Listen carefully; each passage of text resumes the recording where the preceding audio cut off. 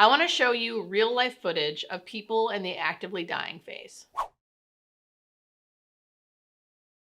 This is not meant to scare you. It's meant to educate you, to help you understand what death and dying actually looks like. Because Hollywood does us a total disservice by painting this picture of someone in their last breath, stating this beautiful statement, saying these wonderful last words, closing their eyes and just drifting off to sleep. And that is just not real. That's not how it looks. That's not how it happens. So these videos are meant to show you what it actually looks like to be in the actively dying phase, which is the last phase of life. And just as a disclaimer, these are not my patients. Followers of mine have sent me videos and have given me written permission to show you these videos for educational purposes only. These videos are so important to show you because this is a peaceful death. What you're about to see, these videos are peaceful. It's a peaceful death, but people don't know what death and dying looks like, so they automatically assume their loved one is suffering. This first video you'll see is a man who has changes in breathing, which again, very normal at the end of life. You'll notice his breath sounds a little wet, very normal. You'll notice that his mouth is hanging open. Again, all very normal. So trigger warning, here is the video.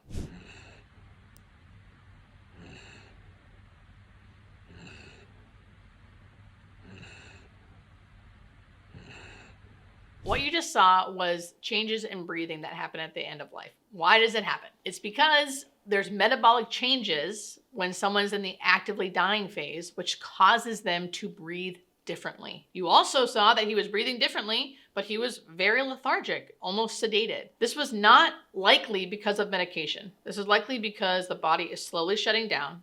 It raises calcium levels, which puts you to sleep. So you don't feel the changes that are happening in your body. And he looked very, very relaxed. It's because he was. You might have noticed that his mouth was hanging open. It's hanging open because everything is relaxed. At the end of life, all our muscles relax, and it takes muscles to keep your mouth shut. So at the end of life, everyone's mouth is usually hanging open. And you might have also heard gurgling noise or like a sound of like wetness with every breath. That is something we call terminal secretions, or AKA the death rattle. This is because we are creating saliva in our mouths all the time unconsciously. Our body is just doing that for us. And it's swallowing those secretions and that saliva all the time. You see how I mentioned saliva and you're conscious of the fact that now you have saliva in your mouth and you're consciously swallowing it? But you'll probably forget about that in a few minutes and just unconsciously do it. At the end of life, that stops happening. It keeps creating the moisture in our mouth, but it stops us from swallowing it. We no longer unconsciously swallow those secretions. So they collect in the mouth. Then with the mouth hanging open and the secretions collecting there, with every breath, it'll sound wet. People hate that noise. They think it's something awful. They think their loved one's drowning. They are not. It's very normal and to be expected. In this next video, I want you to closely look at her chest. It'll be hard to see chest movement, and then suddenly you'll be seeing it move quickly. I also want you to look at her hands specifically and notice if you see anything specific on her hands. Trigger warning, here's the next video.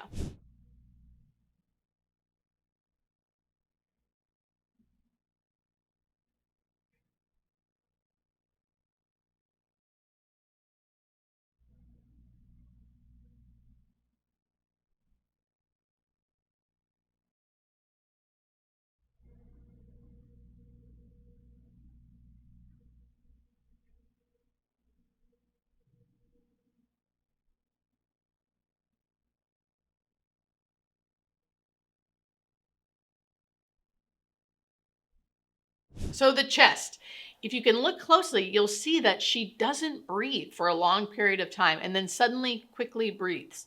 That is something called Cheyne-Stokes breathing. It's a type of breath that happens at the end of life, again, because of metabolic changes that are happening in the body that are making us breathe differently. And as you can see in that video, she looks very calm and very relaxed during that. Also, the hands. I don't know if you noticed, but one of her fingertips looks discolored or almost black. That is not really modeling, which is something that does happen at the end of life where your hands and feet kind of become purplish, but it does show an example of the changes in skin color that can happen at the end of life because of circulation issues. These things that I'm describing are to be expected at the end of life. We are built to live and we are built to die. And all of these processes are happening to help us do that. This next video is very similar to the other videos, but this one in particular, I want you to listen for the death rattle or the terminal secretions. Listen to the sound that it makes. Also pay attention to her mouth and her breathing. I don't know if you remember what used to be this when we were kids.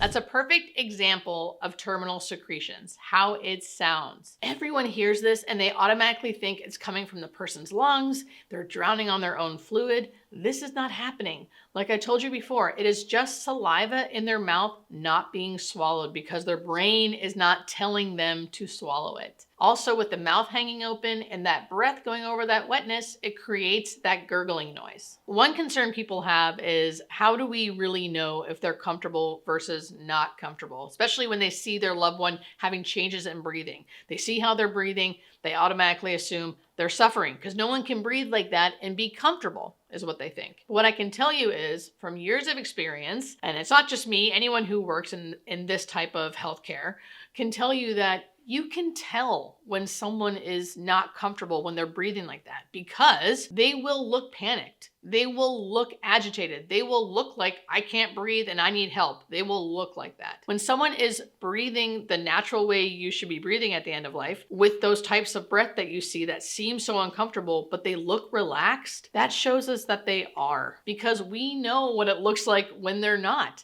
They are restless, they are agitated, they are looking at us like they are panicked and they can't breathe. If we see that, if I see someone acting that way, I will medicate them so we can get them relaxed. But the majority of the time, they look very, very comfortable and their body is doing what it's supposed to be doing, which is naturally shutting down. You know how when you see someone and they're clearly upset or they're clearly struggling, they will show you through nonverbal communication that they are not okay. That is what I'm talking about. That is what you can clearly see with people when they are in this phase. And like I said, 9 out of 10 times, they are going to look relaxed and look like and breathe like we see them breathing, but look very relaxed. And then maybe that one time, you will see that they are not relaxed, they look panicked, they look not okay, and we can take care of that through medications. A way we can manage terminal secretions, which really isn't for the patient, it can be for the family because of how disturbing it can make them feel, is changing the position in the patient. So the patient could be flat on their back and having